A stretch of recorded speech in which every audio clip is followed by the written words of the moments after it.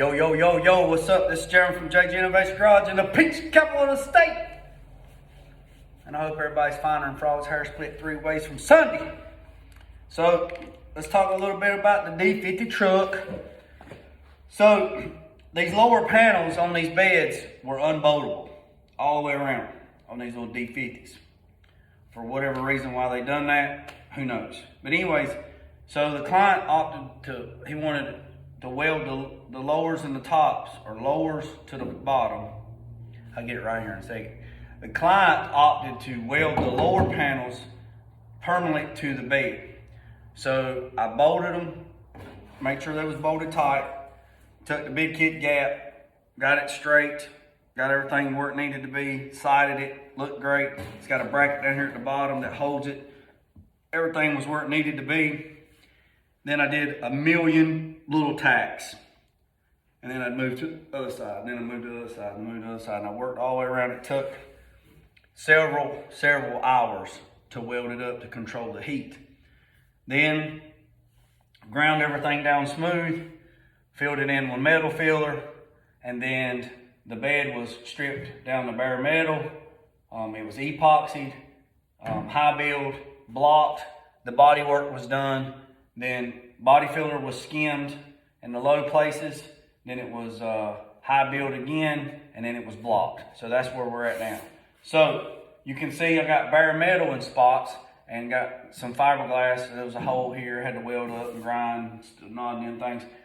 Well, that being said, is most of everything was sanded off.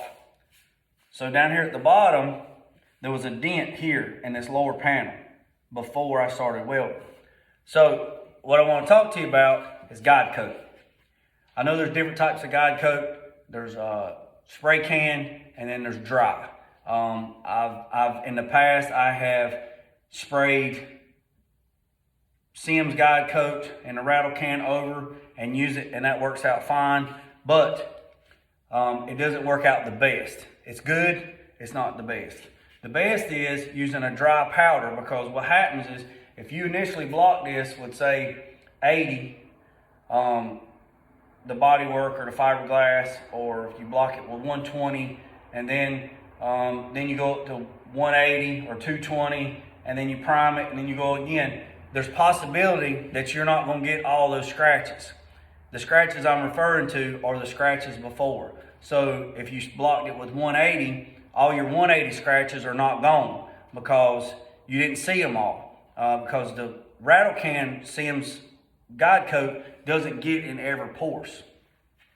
So I use this Mirka or Mirka, I don't know how you say it, dry guide coat black. It's 100 grams in this little container.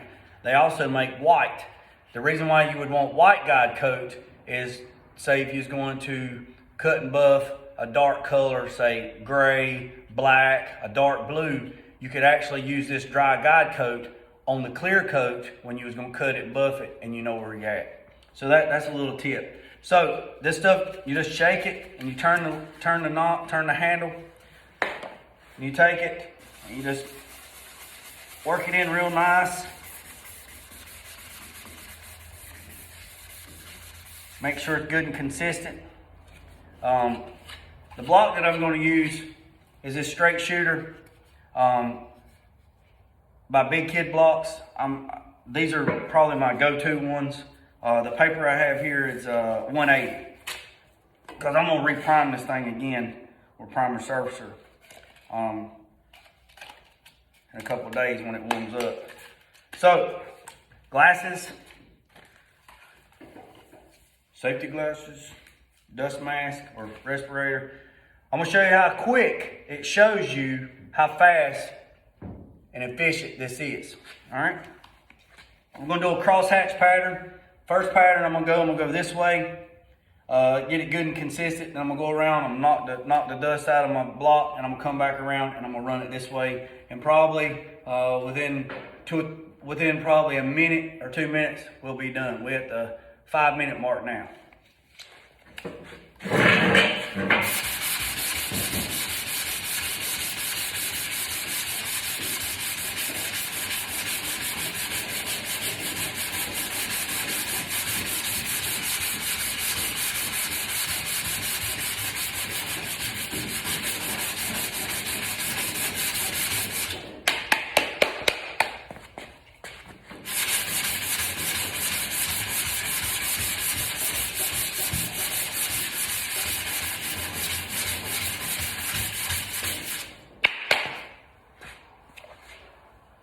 So literally, that took 37 seconds for me to do that.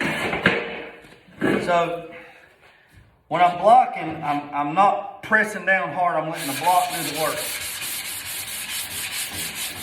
If you see right here, I'm already at bare metal right here. Well, this block is not going to go any flatter. What's going to happen is it's already hitting metal here, and I still have body filler here. It's going to keep digging, and it's going to be beveled.